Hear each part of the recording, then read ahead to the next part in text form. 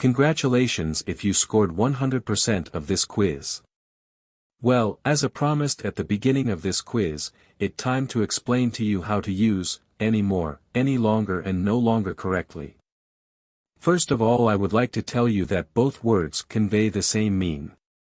Doing so, the difference among them consists only in the position they assume in a sentence. Let's have a look.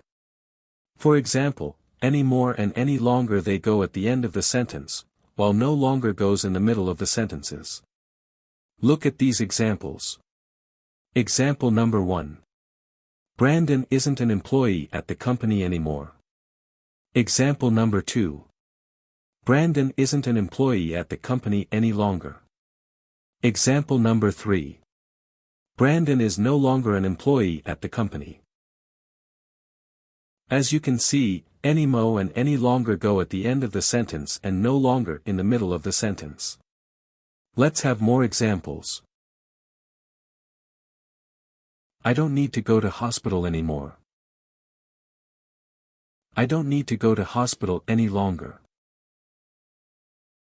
Or, I no longer need to go to hospital. So, the use of one ou another depends on you. I hope you understand from now. Bye.